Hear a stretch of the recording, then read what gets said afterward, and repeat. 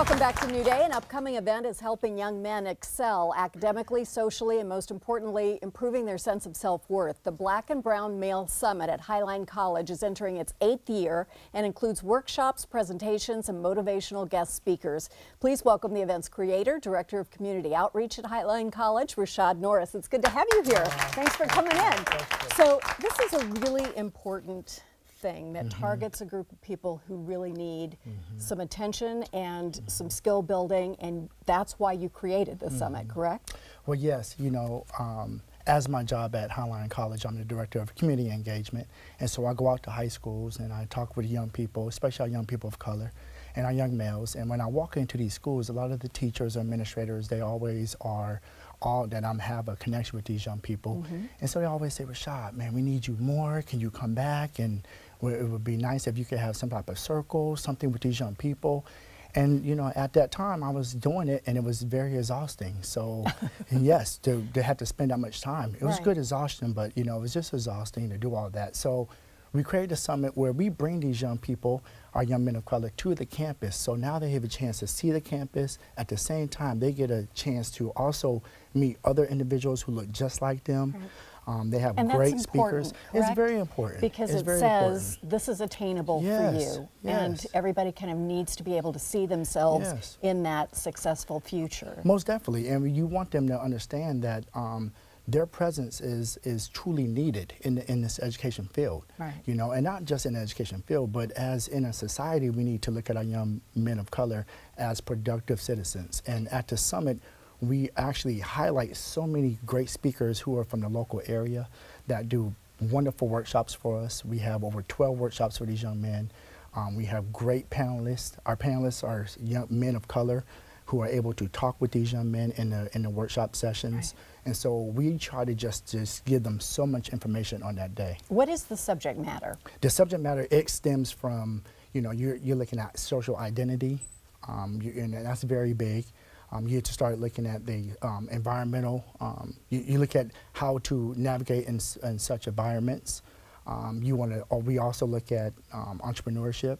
You know, we have a variety of speakers that are at the table or on these workshops, and so we just try to give our young men just a large gamut of different type of things you can do within. What are the challenges that they're trying to overcome that this workshop addresses? Well, we have an activity that we usually do with the young men, and it was beautiful. This last, I want to say 2 years ago or a year ago, we did an activity where we had them talk about how do you feel in your educational setting at your school.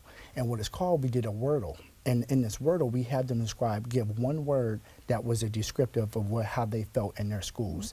And when we gave that word, we then took it and we put it on a Wordle, and one word just popped out with all the other words that were that was spoken. That one word that came out, Margaret, was stress. Really? These young men are stressed. You know, they're coming from maybe different environments. They may be stressed in their own schools because they're not getting the proper attention. They're probably embarrassed. The attention that they're getting is negative. They're hearing things throughout the school. They're seeing things on TV all the time, on the web, on the internet. You know, trauma comes in all different facets in different ways. And one way that we always look at as a society is say, oh, they come from broken households, they come from single-family homes, and I think we need to go further than that. I mean, these young people are now a little bit more, they're a little bit more equipped with knowing what's going on. And so trauma is happening within them, and they're becoming stressful when they're in these environments where they feel like there's no space for them.